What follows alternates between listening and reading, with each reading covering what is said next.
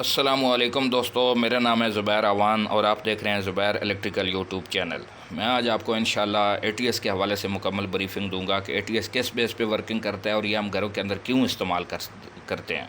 तो एटीएस का काम होता है कि एटीएस का जो मकसद है वो हम इस वजह से इसको एटीएस को इस्तेमाल किया जाता है कि एटीएस जो है वो एक ऐसा स्टार्टर है या ऐसी एक डिवाइस है कि इसके ज़रिए से हम ना घर का लोड बआसानी एक से दूसरी जगह पे शिफ्ट कर सकते हैं। मिसाल के तौर पे अगर हमारा जनरेटर चल रहा है तो उस सूरत में हमारी वापडा ऑन नहीं होनी चाहिए, वापडा चल रही है तो हमारा जनरेटर ऑन नहीं होना चाहिए, या मतलब कि उसका लोड शिफ्ट नहीं होना चाहिए। तो इस सूरत को मद्देनज़र रखने के लिए हम एटीएस इस्तेमाल करते हैं। तो एटीएस का काम होता है ऑटोमेटिक ट्रांसफ़र स्विच या ऑटोमेटिक ट्रांसफ़र सप्लाई। ठीक है, तो देखते हैं जी एटीएस के अंदर कौन कौन सी इंटरलॉकिंग जो है ना मैंने की है। तो ये इंटरलॉकिंग इस वजह से की जाती है ताकि जनरेटर अगर आपका चल रहा है तो उस वक्त वापडा आ जाती है तो वापडा पे फौरी लोड शिफ्ट हो जाए और हमारा जनरेटर जो है वो कट हो जाना चाहिए, लोड से जो है ना वो उसको ख़त्म कर देना चाहिए, उसका लोड जो है ना वो ख़त्म होना चाहिए।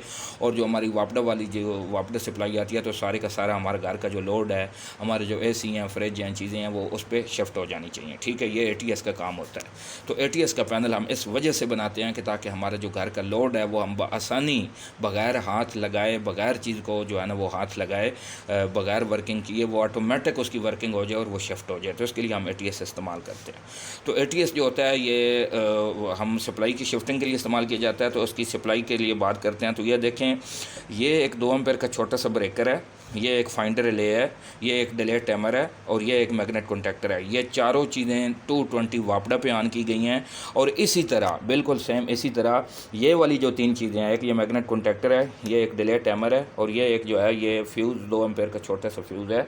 तो ये हमने जनरेटर पे वर्क करने के लिए इस्तेमाल किए हैं।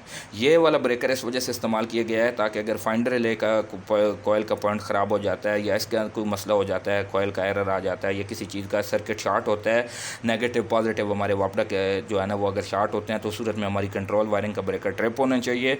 और इसी तरह हमने 2 एम्पेयर का फ्यूज़ ये लगाया कि अगर सप्लाई वापडा के अंदर जनरेटर के अंदर कोई मसला होता है तो ये जो है ना हमारा फौरी तौर पे ऑफ होना चाहिए। तो ये फौरी तौर पे फ्यूज़ हमारा उड़ जाना चाहिए ताकि हमारी कंट्रोल वायरिंग ख़राब होने से बच जाए। ठीक है जी, तो अब हम बात करेंगे कि इसकी सप्लाई वर्किंग कैसे की गई है। तो ये देखें 220 की सप्लाई इस ब्रेकर के अंदर आई है। इसकी आउटपुट से ये जो मैंने फाइंडर ले है इसकी बेस को ये देखे सप्लाई दी है और इसका 8 नंबर पॉइंट है वो कॉमन है। तो कॉमन को भी सप्लाई दे के ऊपर से जो है ना इसका एनओ यानी कि नॉर्मली ओपन पॉइंट इस्तेमाल किया गया है और उसके ज़रिए से हमने ये फिर आगे डिले टाइमर ऑन करवाया है। ये 10 सेकंड का, ये दोस्तों 10-10 सेकंड का डिले टाइमर होता है। ये भी 10 सेकंड का डिले टाइमर है, ये भी 10 सेकंड का। ये इस वजह से 10 सेकंड लगाया जाता है टाइम, ताकि अगर आपकी बिजली आती है और 1 सेकंड का झटका लगा के फिर दोबारा चली जाती है तो बार बार हमारा एटीएस ऑन ऑफ होने से बचाया जा सके, उसको प्रोटेक्शन मिले ताकि वो एक ही दफ़ा ऑन हो और ऑफ हो, बार बार लोड शिफ्ट ना हो हमारा। तो इस वजह से हम ये 10 सेकंड का डिले टाइमर इस्तेमाल करते हैं। तो ये जो 10 सेकंड का डिले टाइमर है इसका जो एनओ पॉइंट है इसके जरिए से हमने ये जो जनरेटर की एक्जरली है इसको दी है सप्लाई, ये देख सकते हैं आप ऊपर। इसकी आउटपुट से फिर मैंने ये वापडा वाला कोयल ऑन करवाया है। ये इंटरलॉकिंग इस वजह से की गई है ताकि हमारी वापडा चल रही है तो इस वक्त हमारा जो लोड है जनरेटर का वो वापडा पे शिफ्ट नहीं होना चाहिए। और जब तक हमारी जो है ना जनरेटर चल रहा है इतनी देर तक वापडा वाला शिफ्ट उस पर नहीं होना चाहिए। तो ये इंटरलॉकिंग करने के लिए मैंने ये फाइंडर रिले इस्तेमाल की है। जब तक ये फाइंडर रिले ऑन होगी इतनी देर तक जनरेटर की सप्लाई जो है ना वो जनरेटर पे शिफ्ट नहीं होगी। सप्लाई इसके अंदर आएगी ज़रूर, लेकिन इसका पॉइंट जब तक NONC रहेगा इतनी देर तक वो जो है ना NC नहीं होगा, इतनी देर तक हमारी जो है ना वो सप्लाई इस्तेमाल नहीं होगी, जनरेटर पे लोड शिफ्ट नहीं होगा। तो ये 220 का ब्रेकर हम इसको ऑन करते हैं। ये देख सकते हैं ये जनरेटर की 220 की सप्लाई है। ये जो नेगेटिव पॉजिटिव जो हैं ये वाली 2 तारें ये जनरेटर की हैं और ये वाली जो 2 तारें हैं ये वापडा की हैं। तो ये सारी चीज़ें 220 पे वर्किंग करती हैं। अब इसको ऑन करते हैं तो ये मैंने देखें इसको ऑन किया है, इसकी सप्लाई ऑन हो गई है। ये देख सकते हैं आप, ये जो इसका डिले टाइमर है ये फाइंडर रिले ऑन हुई है, इसने डिले टाइमर ऑन करवा दिया है। और ये डिले टाइमर इसने ऑन करवाने के 10 सेकंड के बाद ये कॉन्टैक्टर लग जाना चाहिए। अब देखें ये 10 सेकंड के बाद आपको जो आवाज़ आई है ये कॉन्टैक्टर लग गया है।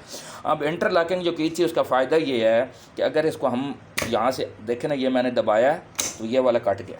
ठीक है, जितनी देर तक हम इसको दबाएंगे ये कटे रहेगा। तो ये जब तक हमारी वापडा वाली सप्लाई जो है ना कट नहीं होगी, ये ख़त्म नहीं होगी। ये देखना डिले टाइमर भी ऑन है, ये भी ऑन है।